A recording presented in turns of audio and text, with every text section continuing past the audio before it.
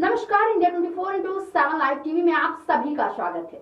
नए संसद भवन के उद्घाटन में महज 72 घंटों से भी कम का समय बचा है। प्रधानमंत्री नरेंद्र मोदी ऑस्ट्रेलिया से लौट चुके हैं। इस बीच कांग्रेस के साथ 19 दल संसद भवन के उद्घाटन का बहिष्कार करेंगे। उनकी मांग है कि राष्ट्रपति द्रौपदी मुर्मू के हाथों उद्घाटन होना चाहिए। इस पर संविधान क्या कहता है? हमारी नई संसद बनकर तैयार है, लेकिन फीता काटने पर रार है। 28 मई की तारीख मुकर्रर है और इसी दिन वीर सावरकर का जन्मदिन भी है। इससे मौजूदा राजनीति ने सबसे विवादास्पद ऐतिहासिक शख्सियत का दर्जा दे दिया है। इसलिए नई संसद के उद्घाटन की तारीख भी विवादों में है। पर विवाद की तह में नरेंद्र मोदी आ गए हैं। कोई कह रहा है सेंट्रल विस्टा की जरूरत क्या थी, तो कोई पूछ रहा है प्रधानमंत्री लोकतंत्र के मंदिर का उद्घाटन कैसे कर सकते हैं। इन सवालों की अगुवाई राहुल गांधी ने की है और आज 19 पार्टियां उनके साथ हैं।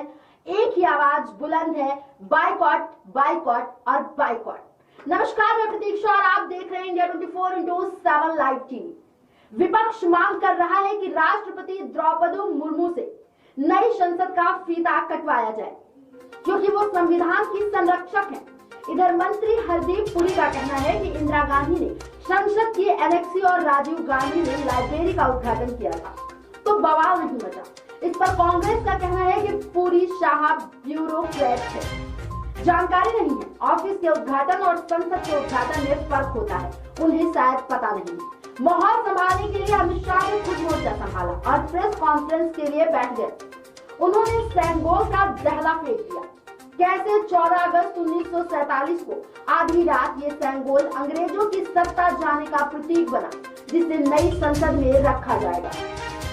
इसके बाद अब चर्चा हो रही है कि अगर कांग्रेस ने इस कार्यक्रम में हिस्सा नहीं लिया तो ये नेहरू का अपमान होगा।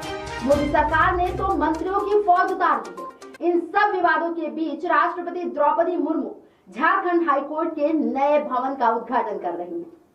मोदी राज में उद्घाटन का स्तर बदला जरूर है, मैं ये नहीं कह रहा कि स्तर गिरा है, लेकिन वंदे भारत से लेकर यूपी के मेडिकल कॉलेज, एयरपोर्ट और देश भर के नए रेलवे स्टेशनों का उद्घाटन भी नरेंद्र मोदी खुद कर रहे हैं। मुझे पिछले साल हैरत तब हुई जब सीबीएसई बोर्ड के रिजल्ट भी केंद्रीय शिक्षा मंत्री ने जारी किए। पहले सीबीएसई दफ्तर में चेयरमैन ये काम किया करते थे। इसमें कोई शक नहीं है कि प्रधानमंत्री चुनी हुई सरकार के मुखिया हैं। सरकार की उपलब्धियों का श्रेय ले सकते हैं। हमारे टैक्स के पैसे से बनी इमारतों का भी उद्घाटन कर सकते हैं। फीता काटने की परंपरा पुरानी रही है, इसके लिए तो बनकर तैयार सड़कें भी उपयुक्त उद्घाटनकर्ता के इंतजार में पुरानी हो जाती है। हम ऐसी कार्य संस्कृति का हिस्सा रहेंगे, हमें इससे हैरत नहीं होगी। और होगी भी कैसे, जब सरकार के मंत्री मन महसूस कर रह जाते होंगे तो हम क्या करेंगे। और मोदी का मंत्र रहा है कि वो सिर्फ शिलान्यास नहीं करते, उद्घाटन भी करते हैं। सेंट्रल विस्टा का शिलान्यास भी उन्होंने ही किया था और तय समय पर बन भी गया। इस नाते उद्घाटन पर उनका दावा बनता तो है। और रही बात कि इसके उद्घाटन में राष्ट्रपति मुर्मू करे या प्रधानमंत्री, तो इतना जरूर कहना चाहूंगी कि अगर राष्ट्रपति द्रौपदी मुर्मू हाईकोर्ट का उद्घाटन कर सकती हैं, तो संसद का भी कर सकती हैं। लेकिन अपने देश में राष्ट्रपति मंत्रिपरिषद की सलाह से काम करता है, रबर स्टाम्प कहलाता है, लेकिन संविधान का संरक्षक कहलाता है। तो क्या माना जाए, कांग्रेस और समर्थन में खड़ी 19 विपक्षी पार्टियों को संविधान के संरक्षक की मर्यादा का ख्याल है? नहीं, ये राजनीति के दुष्चक्र का हिस्सा है। कांग्रेस के साथ नीतीश कुमार और अरविंद केजरीवाल कोई ऐसा मौका नहीं छोड़ रहे हैं जहां मोदी के खिलाफ विपक्षी एकता का लिटमस टेस्ट हो जाए। ताजा मुहिम केजरीवाल ने की। मोदी सरकार ने अध्यादेश जारी कर सर्विसेज पर कंट्रोल का अंतिम अधिकार उपराज्यपाल को दे दिया। अब इस अध्यादेश को कानून बनाने के लिए संसद में पेश किया जाएगा। नंबर गेम में राज्यसभा में सरकार की हार हो सकती है, इसलिए केजरीवाल ये चेक कर रहे हैं कि सभी विपक्षी दल उनके सपोर्ट में अध्यादेश का विरोध करते हैं या नहीं। आपको बता दें कि उससे पहले 28 मई की तारीख आ गई है, तो केजरीवाल ने कांग्रेस के बाइकॉट पर मुहर लगा दी। उधर शिवसेना तो भूल कर भी वीर सावरकर के नाम पर विरोध नहीं कर सकती, इसलिए संजय राउत ने प्रधानमंत्री मोदी से उद्घाटन करने को ही मुद्दा बनाया है। अगर राष्ट्रपति पद की मर्यादा से इतना प्यार होता तो द्रौपदी मुर्मू के चुनाव के समय जो हुआ वो नहीं होता।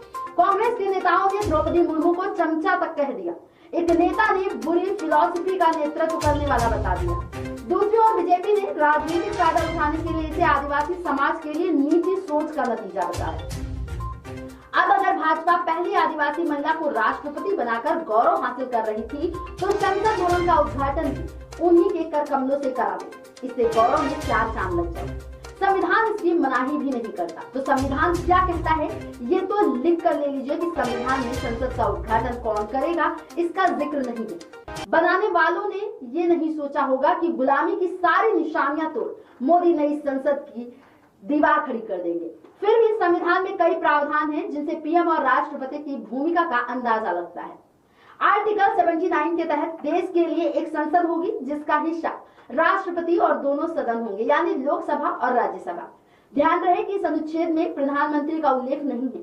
आर्टिकल 74A के तहत प्रधानमंत्री की अगुवाई में मंत्रिपरिषद का गठन होगा। राष्ट्रपति मंत्रिपरिषद की सलाह और सहयोग के मुताबिक अपने कामों का निपटारा करेंगे। आर्टिकल 87 के तहत संसद के नए सत्र की शुरुआत राष्ट्रपति के अभिभाषण से होगी, जिसमें सत्र आहूत करने के एजेंडे को बताया गया।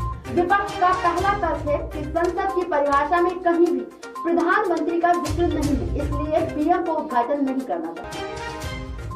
दूसरा, प्रधानमंत्री सिर्फ लोकसभा के नेता है और सदन दोनों सदनों का होता है, तो संसद दोनों सदनों से मिलाकर बनती है, इसलिए राष्ट्रपति को ही इसका उद्घाटन करना चाहिए। और तीसरा, राज्यसभा कभी भंग नहीं होती, इसे काउंसिल ऑफ स्टेट्स भी कहा जाता है और इसके अध्यक्ष उपराष्ट्रपति होते हैं, इसलिए राष्ट्रपति के बाद उद्घाटन का नैतिक दायित्व तो उपराष्ट्रपति का है।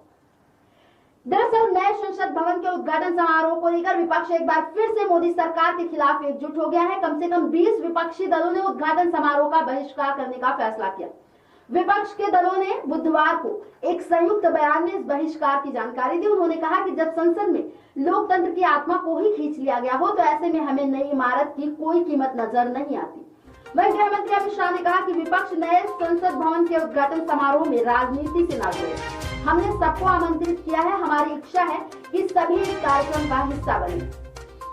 मामले से जुड़ी अहम जानकारियां भी आपको बता देते हैं।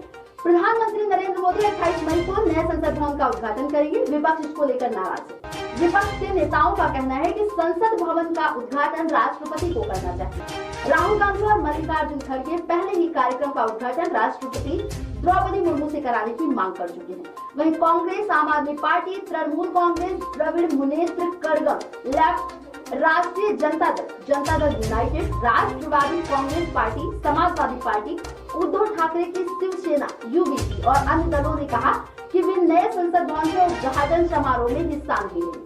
वहीं असदुद्दीन ओवैसी की एआईएमआईएम ने भी संसद भवन के उद्घाटन समारोह में जाने से बहिष्कार किया।